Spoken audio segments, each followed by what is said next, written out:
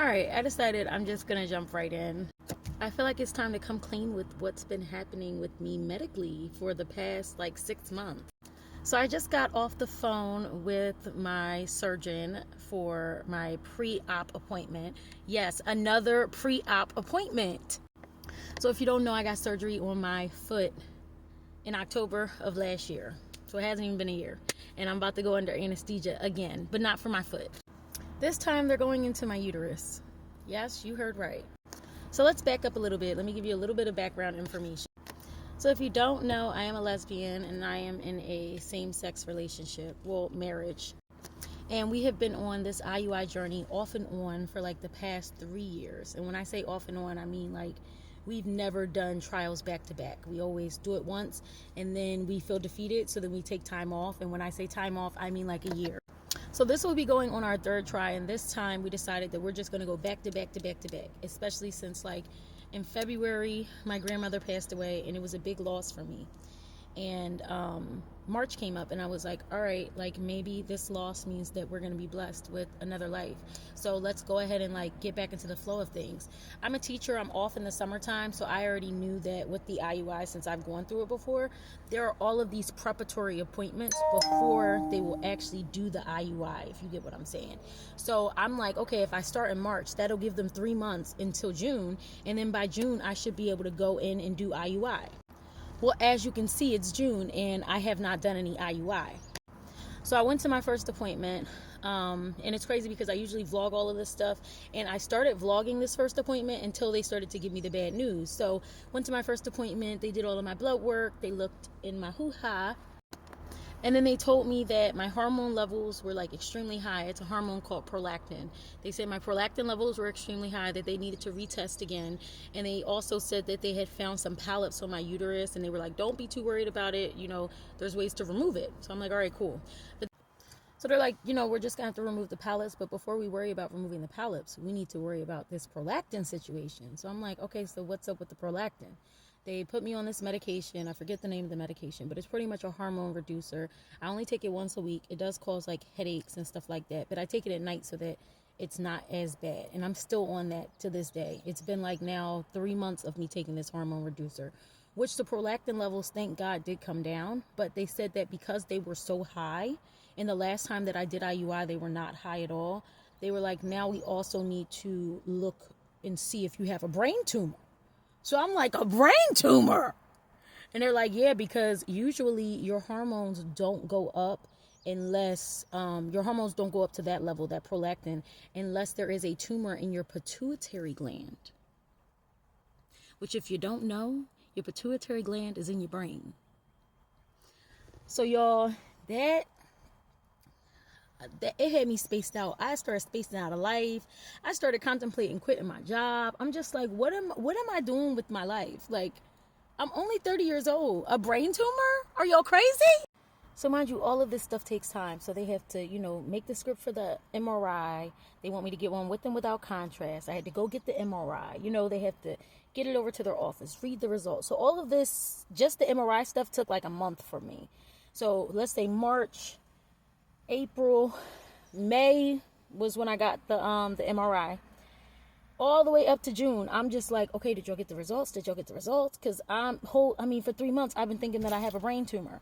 Come to find out, thank God I don't have a brain tumor. They still don't understand why my prolactin levels were so high, but there are other reasons why prolactin levels can, you know, shoot up a little bit.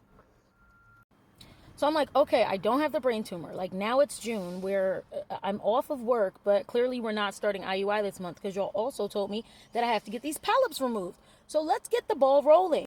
Because what I don't want is to have done all of this work and then they do our first round of IUI in August when I'm going back to work. And now I'm having to call out of work because I'm trying to do IUI. Like, no, the whole point of this was to get the IUI done during the summer and be able to go 2 to 3 rounds back to back, you know, if things don't work out this time.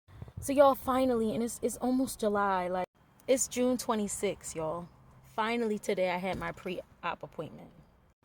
So the operation is going to be on Wednesday of next week. It's on July 2nd. It's called a hysteroscopy. I think I'm saying that right, a hysteroscopy. Pretty much they're going to dilate my cervix, go into my uterus, see if there's anything abnormal, which they know that there's 2 polyps. They're going to scrape and remove the polyps. And then they're going to send the polyps off to the lab to, like, she said, 9 times out of 10, it's nothing crazy. It's probably just, polyps. But she said they always send it off to the lab just so that they can look at it and make sure that it's nothing crazy. So I will be put under anesthesia. The thought of somebody scraping my uterus is not sitting well with me right now, but I know that I have to get it done, I know, it's crazy. I want to have another baby that bad. That bad. I want to have another baby that I'm willing to let somebody go up in me, do anesthesia. I'm asleep and they're going to go into my uterus and scrape stuff out. This is insane. But what they're saying is that after this surgery, 2 weeks later, I'll have a post-op appointment, which I think is around the 16th. And they should be able to approve me to go ahead and start on a cycle of IUI after that. So it's not like I have to do a whole bunch of healing or anything crazy. Only thing that they say after the y'all know what I'm saying. After the surgery is that I can't get into any bodies of water. I can't put anything up my hoo-ha. Of course, can't have X. Things like that, basic stuff. They said don't drive the car, of course, for like 24 hours, be a passenger princess, which I have no problem with. But they're saying that, I should be able to, like, go to the 4th of July cookout. I just need to move slow and sit and, chill. Like, this should not affect my life that much unless things go wrong. They always got to lay the risk on you. But yeah, if you've been like socializing with me over the past 3 months and you've been wondering why I'm like a maniac, this is the reason why I'm a maniac, is because I have been going through it with, just the whole IUI process that then turned into a health scare that now I'm getting surgery. Like it's just been so much. And all I can think about sometimes is, wow, if I would have never wanted to get IUI done, I would have never known any of these things. Like I wouldn't have known about the polyps. I wouldn't have known about my prolactin levels was high, which almost turned into a health scare about a tumor. Like I wouldn't have known any of these things if I wasn't getting IUI done. Like I go to the GYN, I go to the doctor. Nobody's ever said anything about any of this stuff until I went to go get IUI done. So pray for me, y'all. I will keep y'all updated because I know that I do have a small audience on here who is, interested in IUI and the whole process. So I'll keep y'all updated on what happens. I am going to vlog the day of the surgery and how things go and how I'm feeling. Because I'm sure it's other people out there who go through this and are scared or worried or have anxiety. I know that I do. And I wish that I could find somebody else going through it and just watch their video and know that they're going to be okay. So again, thanks for watching. Keep me in your prayers. And yeah, I'll report back and let y'all know how it goes. I'm just praying that all of this craziness turns into a baby by the end of the summer. Let us pray.